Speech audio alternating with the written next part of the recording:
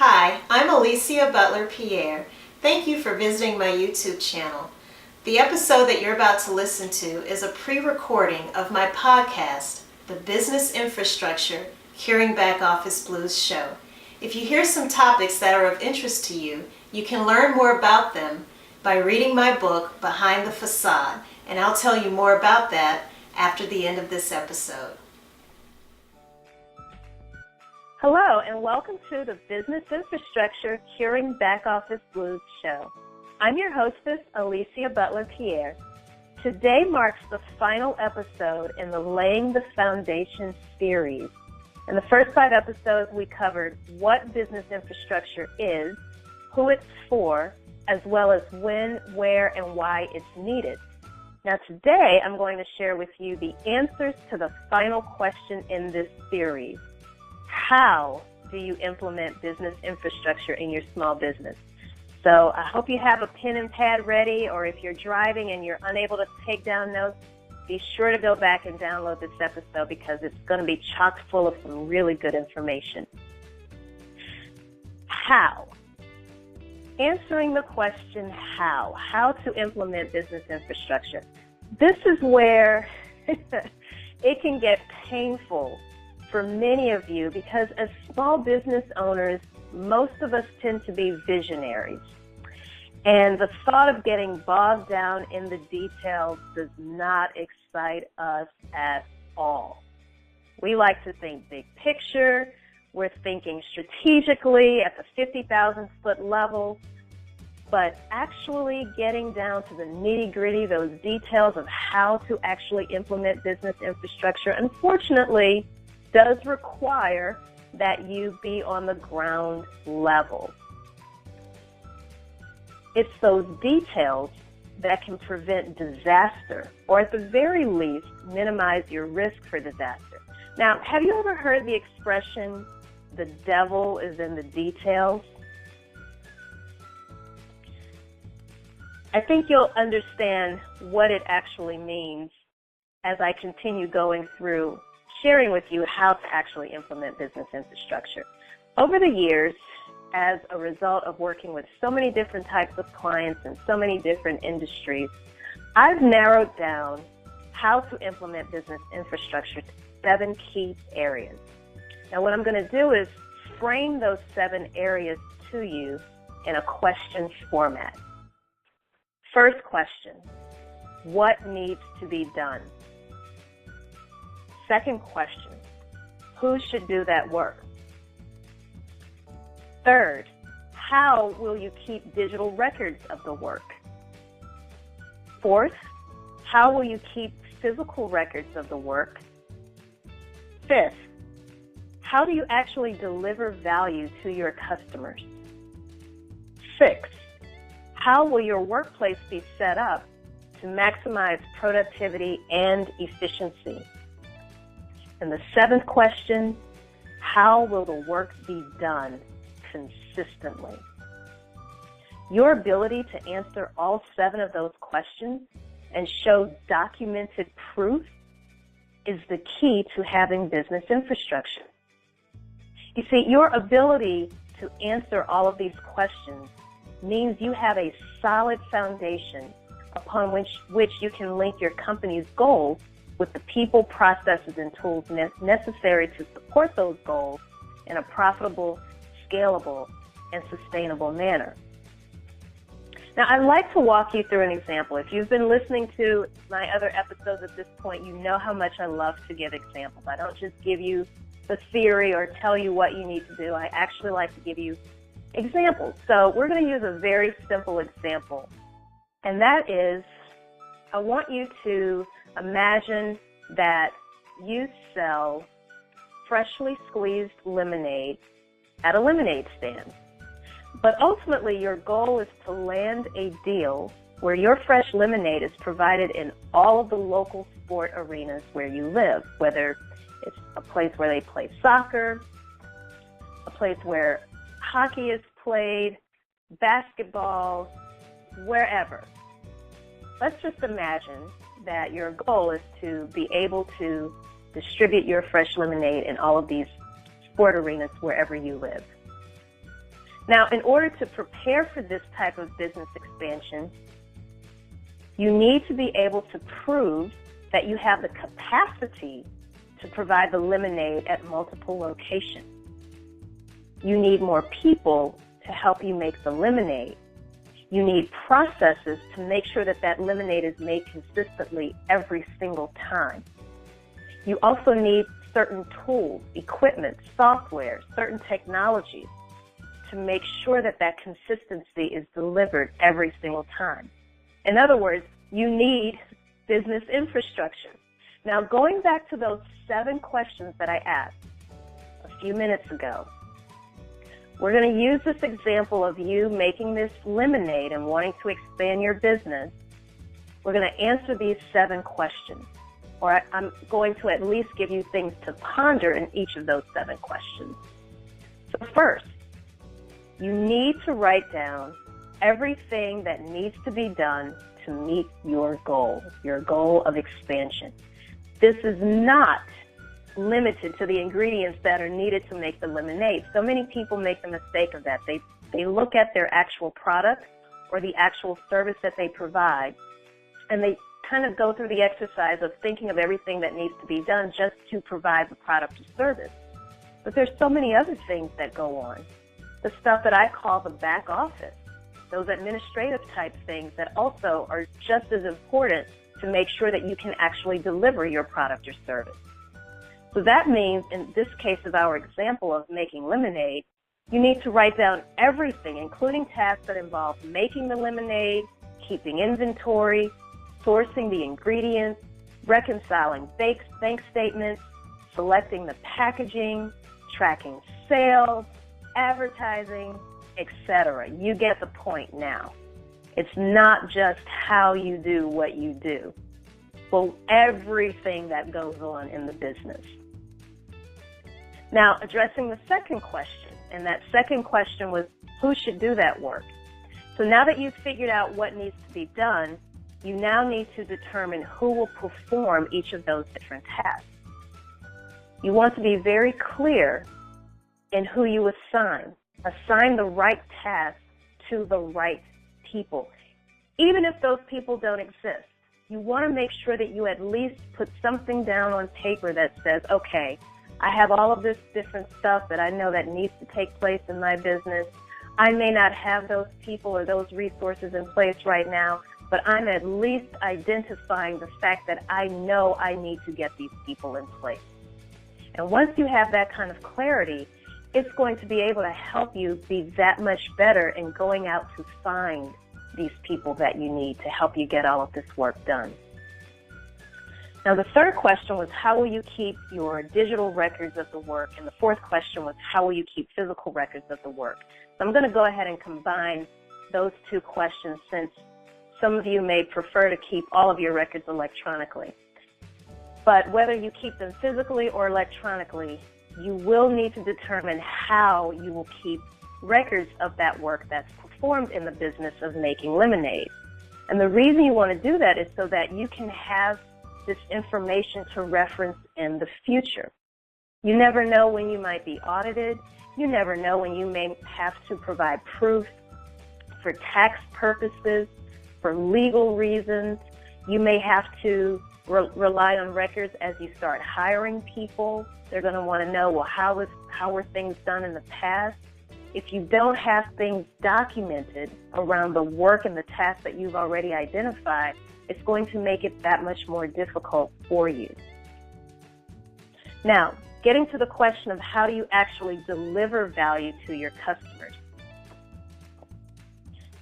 This is where you want to write out the steps that are required to actually provide the lemonade to your customers. Now, this would include everything from sourcing the ingredients to making the lemonade to actually giving lemonade to a customer.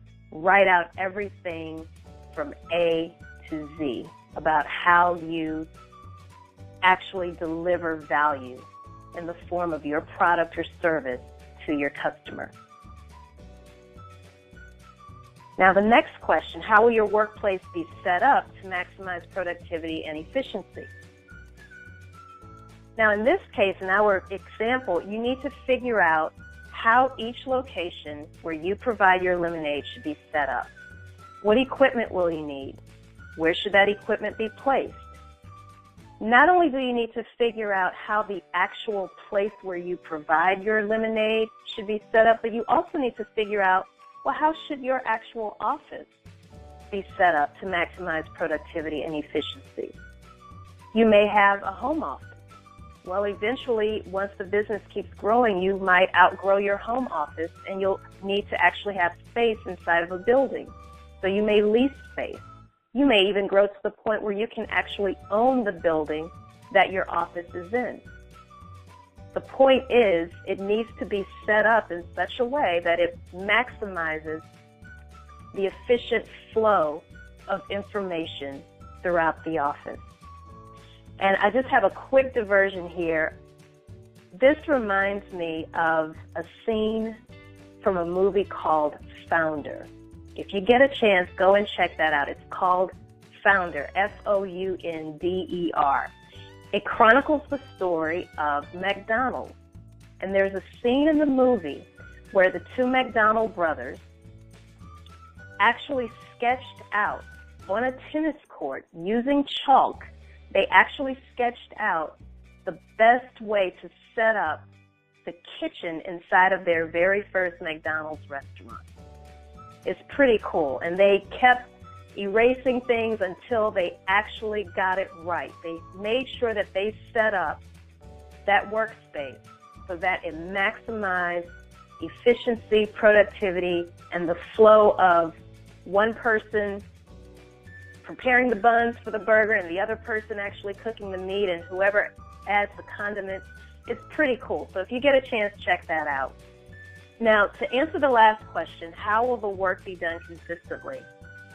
This is where you're going to have to actually document how to perform all of those tasks that you previously identified that need to be done in keeping your business afloat.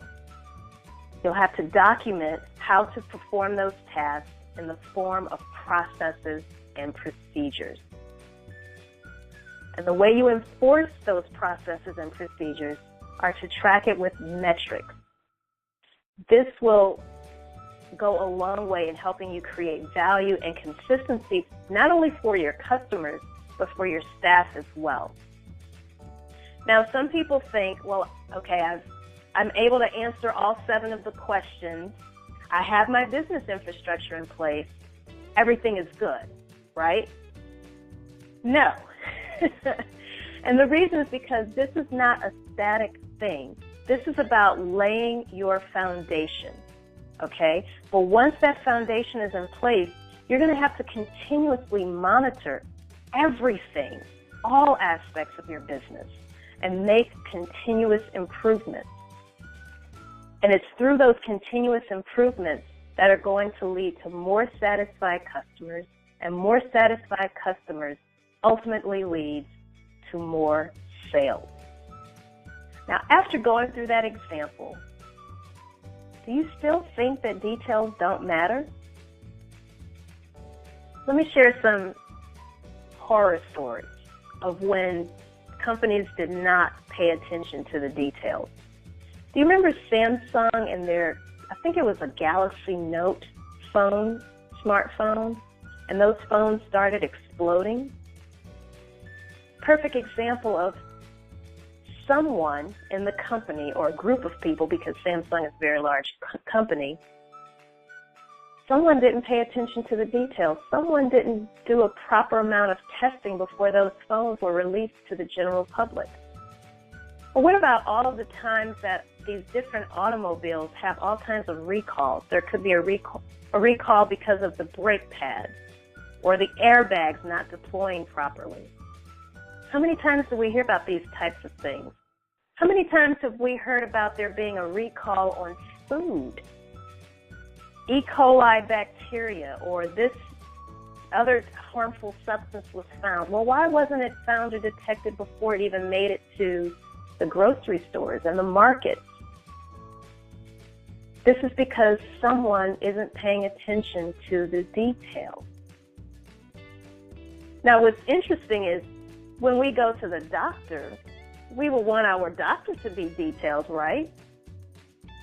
So why don't we have the same level of seriousness when it comes to paying attention to the details when we operate our businesses?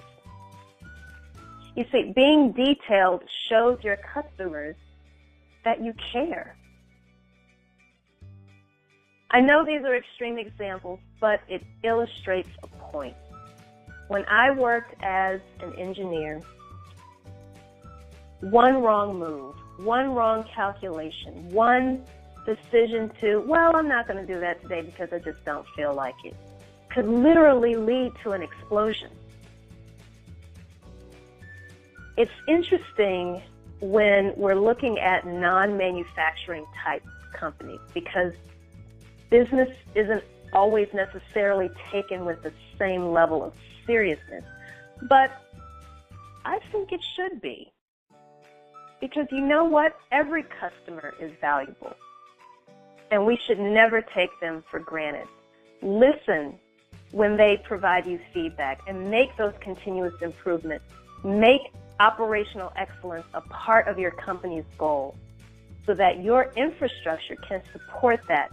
Show your customers that you're listening to them. Don't just tell them, show them. If you don't like getting bogged down into the details, then find people around you who are. Test and proofread before you put something out there. You may not catch everything, but at least you will have proof that you made an honest attempt. And folks, this is what I have dedicated the past 13 years of my career to, this subject of business infrastructure. Because there's no shortage of information out here about marketing, finances, human resources, information technology, but there's little conversation about operations when it comes to small businesses. And when there is conversation about operations, it usually tends to be reserved for the big guys, the large publicly traded companies. Now, I know this was a lot of information to process in this episode, but don't worry, because starting next week, we're going to start inviting different subject matter experts and small business owners who will share their stories about growth and business infrastructure, and they'll offer you tips to apply to your business.